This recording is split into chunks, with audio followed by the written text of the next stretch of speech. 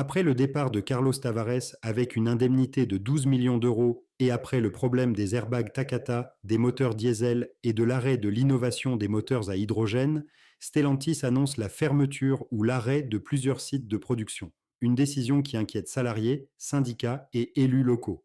Entre délocalisation, baisse de la production en Europe et pression sur l'emploi, l'avenir de l'industrie automobile française est en jeu. Carlos Tavares sera-t-il concerné par la taxe Zuckman? J'attends vos avis dans les commentaires.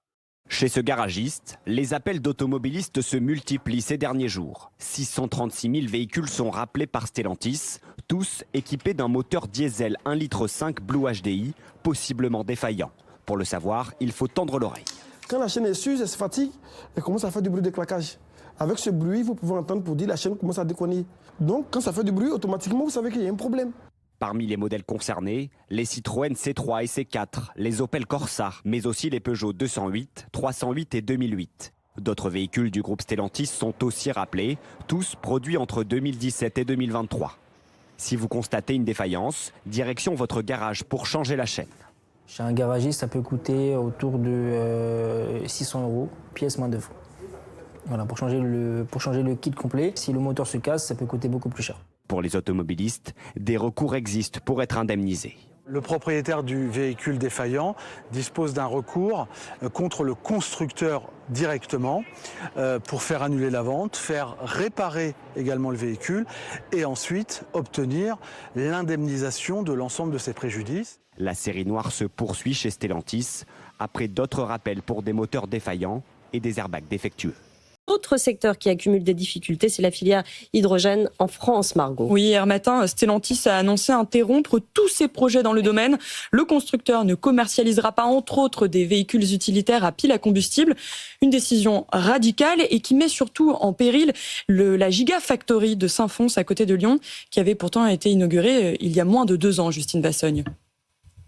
Aujourd'hui, l'hydrogène est un marché en déclin, estime Stellantis. Le constructeur était sur le point de lancer la production en série de ses véhicules utilitaires à hydrogène dans ses usines d'Ordin et de Gliwice en Pologne. On allait appuyer sur le bouton, nous dit-on, mais l'arrivée d'Antonio Filosa à la tête du groupe a changé la donne. Il nous a clairement demandé de nous concentrer sur ce qui donnait des résultats économiques, nous dit-on encore. Existe donc l'hydrogène dans la stratégie de Stellantis, ce qui n'est pas sans conséquence pour 2 de ses partenaires, Michelin et Forvia. Ensemble, les 3 acteurs détenaient la coentreprise Symbio, spécialisée dans la fabrication de piles à combustible à hydrogène. Il y a 1 an et demi, Symbio avait inauguré en grande pompe une gigafactory à Saint-Fons, à côté de Lyon. L'un des premiers projets européens concrets dans l'hydrogène, rappelle Michelin, qui dénonce une décision inattendue, brutale et non concertée du constructeur automobile. Aujourd'hui, l'usine et ses 590 salariés sont clairement menacés. 80% de ses commandes venant de Stellantis. C'est un symbole, un CSE extraordinaire va formaliser aujourd'hui la fermeture prochaine du site de Stellantis à Douvrin. On y fabriquait des moteurs thermiques depuis la fin des années 60. Alors, sa mise à l'arrêt était annoncée, mais c'est une page qui se tourne malgré les inquiétudes sur la transition du secteur vers le tout électrique, Justine Vassogne. Depuis 2022, la mort de Douvrin, plus de 50 ans d'existence, 40 millions de moteurs produits, étaient programmés pour laisser la place à la toute première gigafactory de Stellantis, sortie de terre il y a 2 ans, à quelques mètres de là. On savait l'histoire terminée, glisse un salarié, mais on avait repris un peu espoir alors que Stellantis revient sur ses objectifs électriques. Plus de 300 salariés de Douvrin ont déjà été formés et ont traversé la route pour travailler dans la gigafactory. Mais ces difficultés de production inquiètent. On sait très bien qu'ils ont du mal à fabriquer la batterie, glisse un représentant syndical. Chez Stellantis, on affirme au contraire que la fin de Douvrin est dictée par les besoins grandissants de la Gigafactory.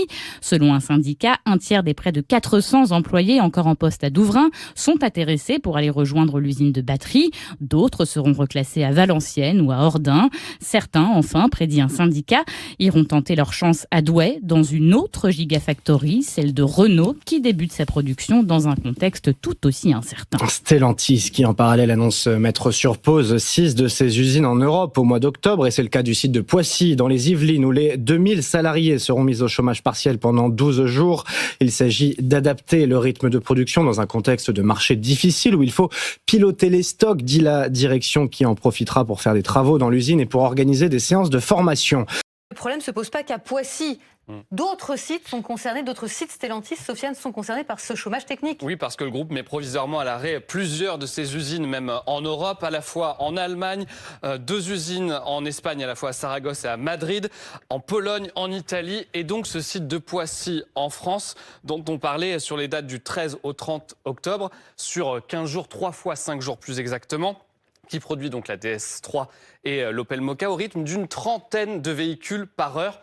80 000 au total. On est évidemment loin de l'heure de gloire de cette usine qui pouvait produire jusqu'à un demi-million de véhicules au total par an. Stellantis, entreprise donc en difficulté, qui accuse 2 milliards d'euros de pertes au premier semestre 2025, avec des ventes décevantes. Et en fait, plus largement, c'est toute la production française qui souffre, avec une prévision en 2024 qui s'élevait à plus de 760 000 véhicules. Finalement, 150 000 d'entre eux n'ont pas été fabriqués l'année dernière. En bonus, voici le clash entre Carl Olive et Jean-Pierre Mercier.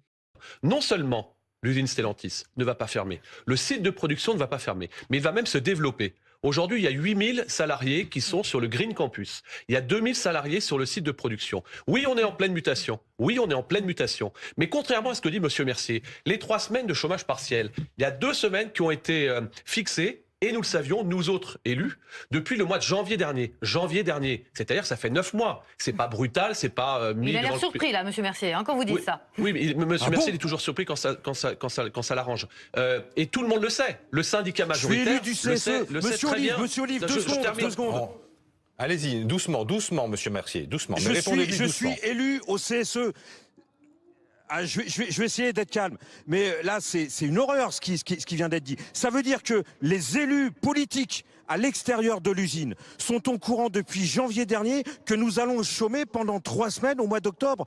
Et nous, élus du CSE, ouvriers de l'usine, on n'est pas au courant. Qu'est-ce que ça veut dire? Et je suis pas en campagne électorale. Moi, je suis un ouvrier et je joue mon emploi dans cette affaire, comme les 2000 camarades de cette usine et les milliers de sous-traitants. C'est ça qui est en train de se passer. Mélangez pas tout, s'il vous plaît. Monsieur Mercier, ne faites pas semblant de ne pas comprendre. Moi, je suis en prise directe avec les syndicats. Le vôtre, quand vous souhaitez parler. Le syndicat majoritaire qui représente 700 délégués sur 2000 salariés aujourd'hui. Et comme vous le savez, le syndicat majoritaire avec la direction ont signé un accord cadre. On savait que ces 2 semaines seraient chômées. Et il y a une autre semaine, comme ça a été rappelé sur le plateau de BFM TV, qui en fait est à l'échelle européenne. Monsieur Mercier, ça a été dit tout à l'heure. Non, mais ça a été dit effectivement tout à l'heure par le responsable FO sur notre antenne. Il était au courant. Et lui, il ne voit pas d'un mauvais œil non plus la vente d'une partie du terrain au PSG. Une partie seulement. Mais je vais vous dire, aujourd'hui, si on se dit les choses, le site Stellantis, c'est 170 hectares. Il y a combien d'hectares aujourd'hui, à l'heure où on se parle, utilisés? 100 hectares. Les autres sites de France représente combien d'hectares pour faire un véhicule, je dirais, à coût moyen? 70 hectares. Donc, il n'y a aucune conséquence Paris Saint-Germain ou pas Paris Saint-Germain. Aujourd'hui, nous autres élus responsables, nous devons, en lien avec la gouvernance de Stellantis, se projeter pour sauver de l'emploi et donc trouver une nouvelle orientation future, non pas pour le site de Stellantis, pour les 70 hectares, si vous me suivez, qui d'ores et déjà aujourd'hui sont prêts à avoir une autre destination. Pour conclure, est-ce que Carlos Tavares mérite son indemnité de départ de 12 millions pour sa vision et sa gestion du groupe Stellantis? N'hésitez pas à commenter.